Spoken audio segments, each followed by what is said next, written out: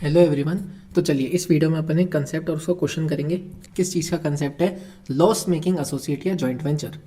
Loss making associate या joint venture, जैसे नाम से पता चल रहा है कि जो एक इन्वेस्टर है उसकी बुक्स में इन्वेस्टमेंट इन एसोसिएट या जॉइंट वेंचर दिख रहा है। अपन ने इंडेस 28 के क्वेश्चंस में क्या करा था? इंडेस 28 के क्वेश्चंस में जो सामने वाली हमारी एसोसिएट या जॉइंट वेंचर है उसको अपन हमारे शेयर ऑफ प्रॉफिट या शेयर ऑफ लॉसेस लेते थे उनसे। अगर उनको प्रॉफिट होता था उसका शेयर अपन लेते थे, कोई लॉस होता था उसका शेयर अपन उसमें कंट्रीब्यूट करते थे। प्रॉफिट के शेयर से हमारा इन्वेस्टमेंट एसोसिएट या जॉइंट वेंचर का बैलेंस इंक्रीज हो जाता था। आपने जनरल एंट्री जरूर करी होंगी मेरे साथ उन क्वेश्चंस में जो अपन ने यूट्यूब पे कर रखे हैं ऑलरेडी। या फिर अगर उनको लॉस होता था तो हमारा इन्वेस्टमेंट इन एसोसिएट या जॉइंट वेंचर का बैलेंस कम होता था। ठीक है, बस उसी का ये एक टॉपिक है, उसी का एक क्वेश्चन अपन इसमें डिस्कस करेंगे। पहले अपन थोड़ा सा इसको थ्योरेटिकली समझ लेते हैं, फिर मैं आपको स्टेप्स बताऊंगा क्वेश्चन को कैसे सॉल्व करना है, फिर अपन क्वेश्चन सॉल्व करेंगे। ठीक है, क्या लिखा है first point? An entity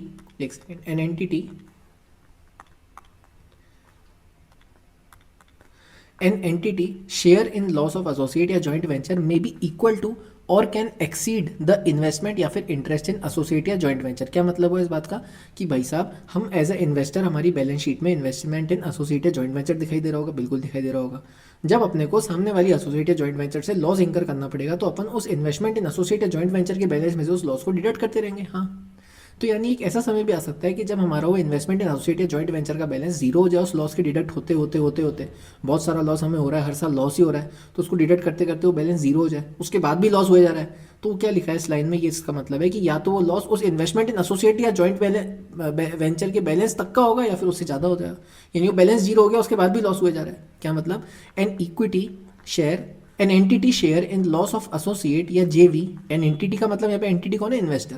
N investor share in the loss of associate या joint venture may be equal to और कैन एक्सीड द इन्वेस्टमेंट या इंटरेस्ट इन एसोसिएट या जॉइंट वेंचर। जो हमारी बैलेंस शीट में, जो इन्वेस्टर की बैलेंस शीट में दिखाई देता है इन्वेस्टमेंट एसोसिएट जॉइंट वेंचर, उस तक का लॉस हुआ तो अपन अलोकेट कर ही देंगे, सेट ऑफ कर ही देंगे, कम कर ही देंगे। लेकिन वो जीरो हो गया उसके बाद भी हो सकता है लॉस होता ही रहे होता ही रहे होता ही रहे। ये है हमारा फर्स्ट पॉइंट का मतलब। फिर क्या लिखा है? After this entity will not recognise any loss share. भाई जब बैलेंस ही नहीं है लॉस को सेट ऑफ करने के लिए तो मैं कैसे लॉस को शेयर को रिकॉग्नाइज करूं? इंटरेस्ट इन एसोसिएट या joint venture also include long term loan और एडवांसेस और any other long term interest. For such long term interest, loan या एडवांस या interest, investors will do accounting as per Ind AS 109 and then apply the requirement of Ind AS 28। क्या लिखा है इसका मतलब? भाई अपन ने जितने भी क्वेश्चंस करे थे नॉर्मली इंडेस 28 के एसोसिएट और जॉइंट वेंचर के, उसमें सब जगह पे इक्विटी शेयर्स था। Investment in equity shares of joint venture associate, investment in equity shares of joint venture.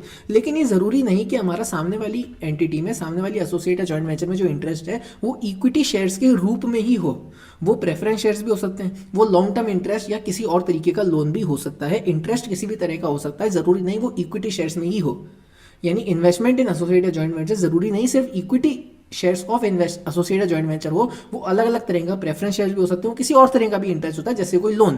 क्या हुआ? ये हमारा थर्ड पॉइंट का मतलब। इंटरेस्ट इन एसोसिएट या joint venture also include long term loan or advances or any other type of long term interest. For such long term loan, advance या interest, investor will do accounting as per Ind AS 109, क्योंकि 109 के according अपन financial asset और financial liability की accounting करते हैं and then apply Ind AS 28 requirement. यानी ये वाला Ind AS जो अपन अभी पढ़ रहे हैं उसकी रिक्वायरमेंट अप्लाई कर देंगे अपन फॉर अलोकेटिंग लॉस। क्या रिक्वायरमेंट है अलोकेटिंग लॉस की रिक्वायरमेंट की? वो अपन आगे पढ़ रहे हैं, यही इसी का तो कंसेप्ट है जो अपन पढ़ रहे हैं। ठीक है, नेक्स्ट लाइन क्या लिखी हुई है? While applying Ind AS 109 changes in carrying amount due to Ind AS 28 will not be considered. इस पॉइंट की इंप्लीकेशन क्या है? इस पॉइंट का सिर्फ इतना सा मतलब है कि इंड एस 109 अप्लाई करना और इंड एस 28 की रिक्वायरमेंट्स अप्लाई करना दोनों अलग बातें हैं।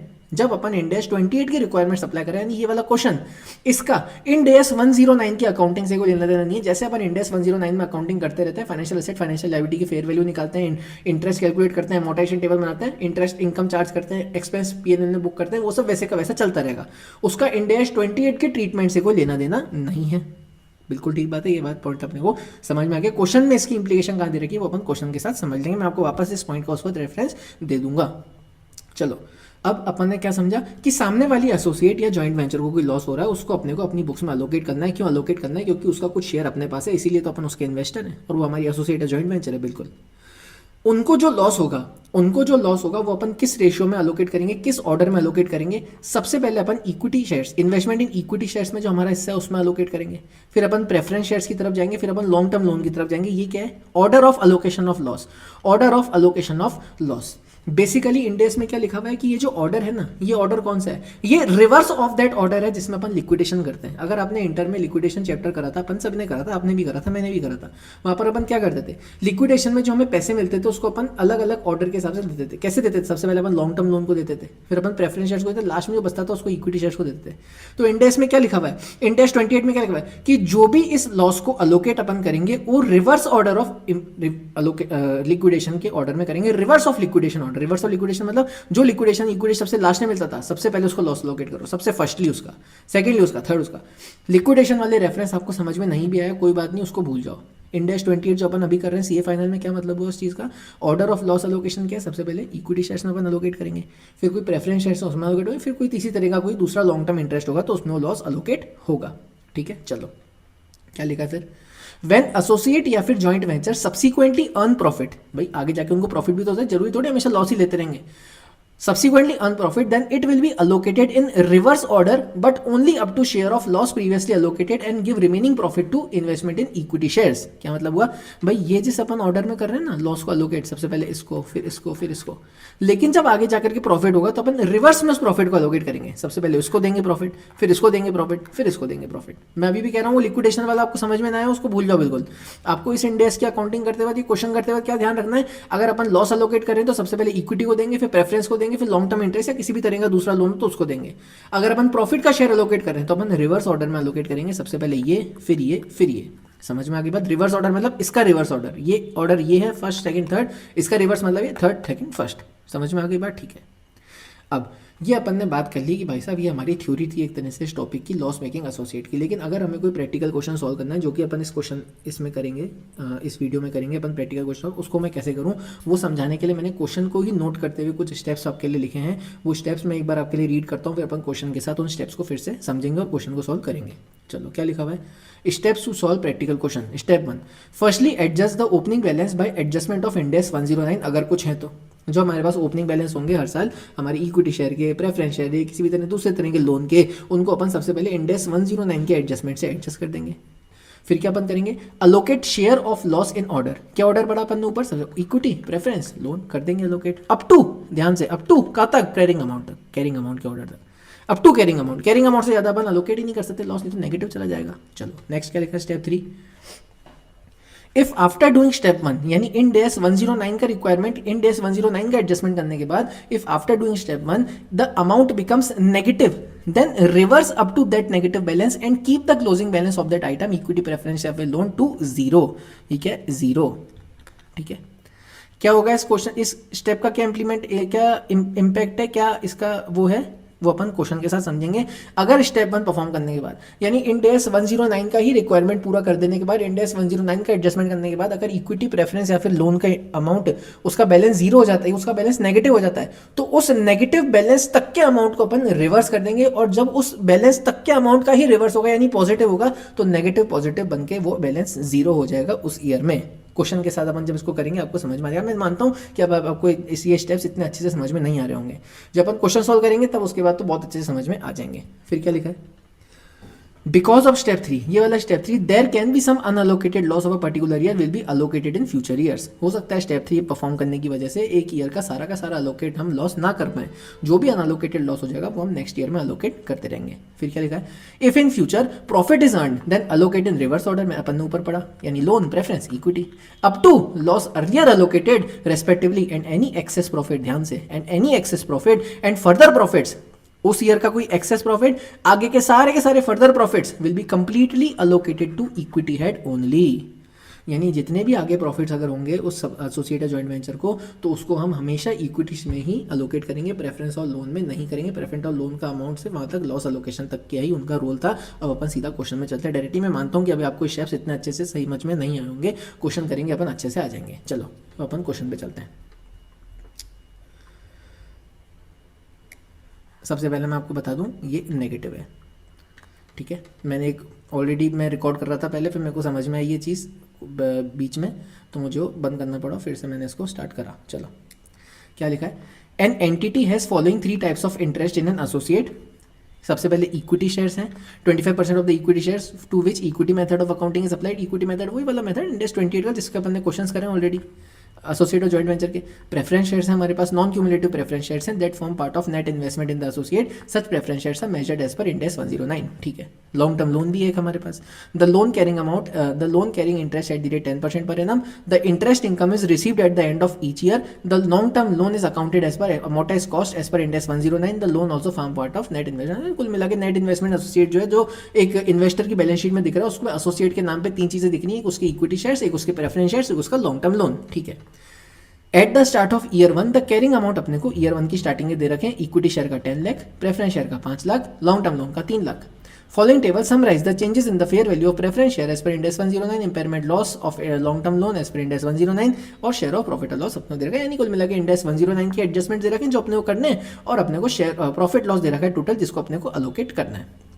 Throughout year 1 to 5, there has been no objective evidence of impairment in the net investment in the associate. The entity does not have any legal or constructive obligation to share the losses of associate beyond the interest in associate. यानी interest जितना है उतना ही allocate होगा, loss उसके आगे अपन allocate नहीं करेंगे उस लॉस को उसमें, क्योंकि बैलेंस ही नहीं बचा। अपने को क्या करना है, क्लोजिंग बैलेंस निकालना है हर साल का, और eight the end of each year का अपने को क्लोजिंग बैलेंस निकालना है। चलो सबसे पहले अपन अब धीरे धीरे एक एक ईयर का शुरू करते हैं। चलो आ जाते हैं अपन आंसर पे। ईयर 1 क्या है, तीन चीज़ें हमारे पास, इक्विटी शेयर है, प्रेफरेंस शेयर है, लोन है। ओपनिंग बैलेंस अपन ने लिख दिया क्वेश्चन से, 10 लाख, 5 लाख, 3 लाख। चलो क्या है हमारा स्टेप 1, हमारा स्टेप 1 है firstly adjust the opening balances by adjustment of Ind AS 109 if any. क्या इंड एस 109 की कुछ एडजस्टमेंट्स हैं? हाँ, प्रेफरेंस शेयर में -50,000 और हमारे लोन में भी -50,000। चलो कर लेते हैं इसको कर लेते हैं। इक्विटी शेयर में कुछ भी नहीं है, प्रेफरेंस शेयर में -50,000, लोन में -50,000। कितना बैलेंस बचा इंड एस 109 के एडजस्टमेंट के बाद? इसका 10 लाख ही रहा, इसका 4,50,000 हो गया, इसका 2,50,000 हो गया। चलो हमारा लॉस कितना है फर्स्ट ईयर का? 16 लाख का है ना, 16 लाख का लॉस है। इसको अपन अलोकेट करते हैं। क्या ऑर्डर होता है हमारा अलोकेट करने का? Equity share, preference share, long term loan. कहाँ तक? कैरिंग अमाउंट तक। मैं आपको स्टेप पढ़ा देता हूँ एक बार। Allocate the share of loss in order, equity, preference, loan up to carrying amount. ठीक है, चलो कितना कैरिंग अमाउंट है हमारे? ये तीन कैरिंग अमाउंट है, 10 लाख, 4,50,000 और 2,50,000। चलो 16 लाख में से 10 लाख का, ये पूरा 10 लाख अपन ने यहाँ पर अलोकेट कर दिया। 4,50,000 पूरा 4,50,000 कितना बचा? 16 लाख में से अपन 10 लाख इक्विटी को दे चुके, 4,50,000 उसको दे चुके, कितना बचा? 16 लाख माइनस 10 लाख अपन इक्विटी को दे चुके, 4,50,000 प्रेफरेंस को दे रखे, 1,50,000 का हमारा लॉस बचा। तो अपन 1,50,000 बचा हुआ इसको अलोकेट कर देंगे। इसका बैलेंस 0, इसका 1 लाख का बचा। बिल्कुल बेसिक सा लॉस अलोकेट करा अपन ने up to carrying amount 10 lakh का, 10 लाख तक का लॉस कर दिया, 4,50,000 तक का लॉस कर दिया। यहाँ पर हमारे पास लॉस ही इतना था तो अपन ने बचा हुआ सारा का सारा इसमें कर दिया। हमारा टोटल यहाँ पे बैलेंस बचता है लोन का 1 लाख, बाकी का दोनों का 0। चलो अपन आ गए ईयर 2 पे। Equity share, preference share, loan, opening balance 0, 1 lakh. ये वाले ओपनिंग यहाँ क्लोजिंग, यहाँ पर ओपनिंग उठ करके आ गए। चलो इंड एस 109 की कुछ एडजस्टमेंट्स हैं क्या? चलो देख लेते हैं। इंड एस 109 के कुछ एडजस्टमेंट्स हैं क्या? हाँ है, ये रहा 50,000 का नेगेटिव है और उसका लॉस है हमारे पास फिर 2 लाख का। चलो 50,000 का नेगेटिव बैलेंस इसको कर देते हैं अपन, एडजस्ट कर देते हैं, 109 का एडजस्टमेंट कर देते हैं स्टेप 1 के अकॉर्डिंग। स्टेप 1 के अकॉर्डिंग इसमें तो कुछ है नहीं, हाँ इसमें नेगेटिव 50,000 ये अपन ने कर दिया। यहाँ पर 1 लाख का कुछ भी एडजस्टमेंट नहीं है। बैलेंस कितना बचा आफ्टर 109 के एडजस्टमेंट के बाद? इसका 0 ही रहा। इसका -50,000 होगा, 0 - 50,000 इज इक्वल टू -50,000। इसका कुछ नहीं था, 1 लाख ही रहा। अब अपन ने एक स्टेप पढ़ा था, क्या पढ़ा था स्टेप?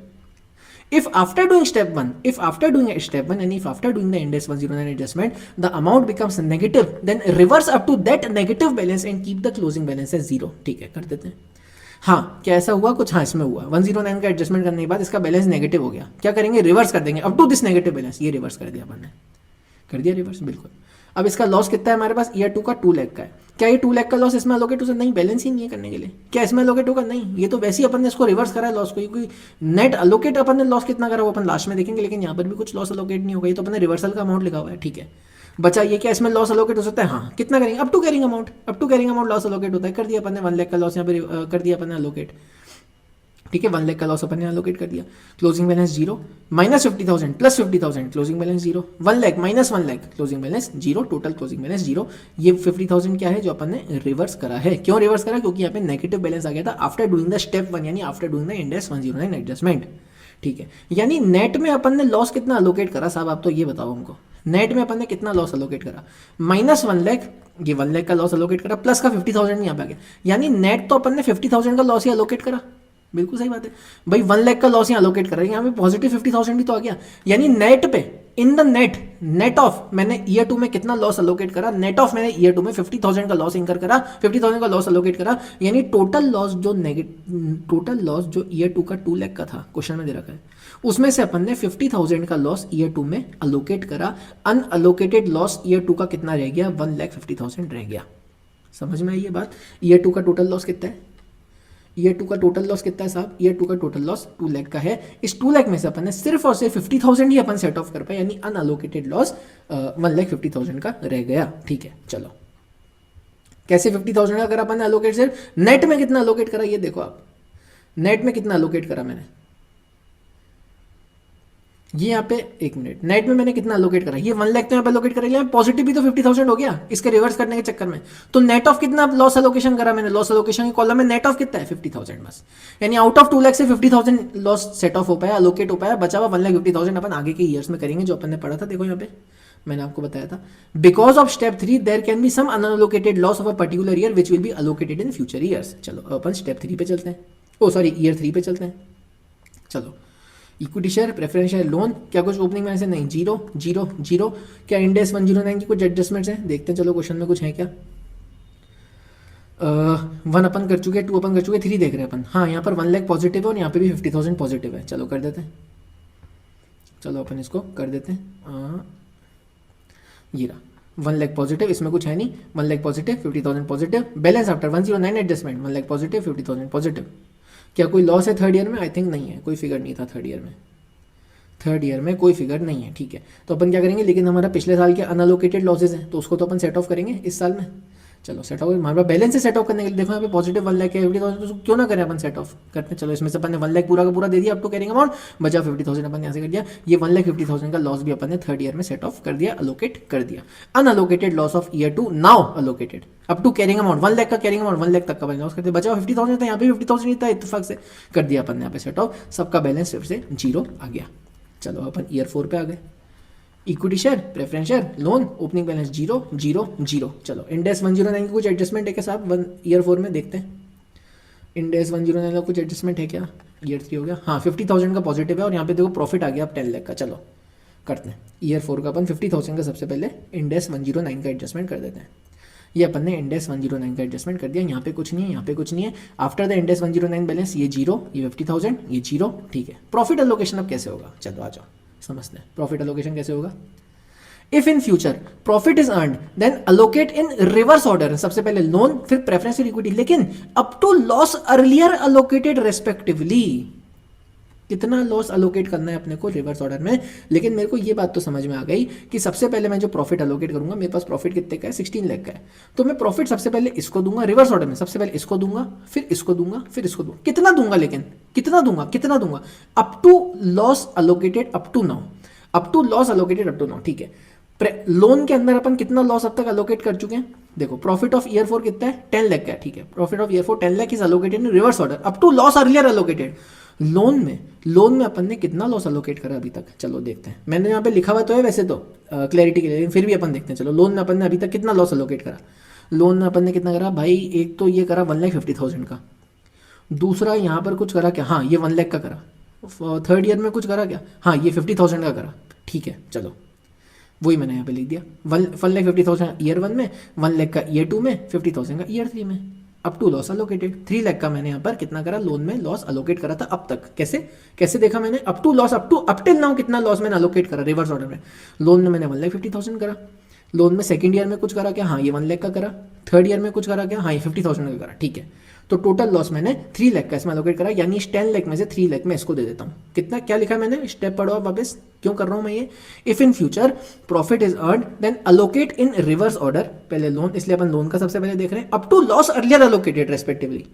कितना लॉस अलोकेट करा अपन ने अर्लियर, 3 लाख का लॉस करा, तो इस 10 लाख में से 3 लाख अपन इसको दे देंगे, ये अपन ने दे दिया। चलो प्रेफरेंस शेयर में अभी तक कितना लॉस अलोकेट करा, चलो देखते हैं अपन।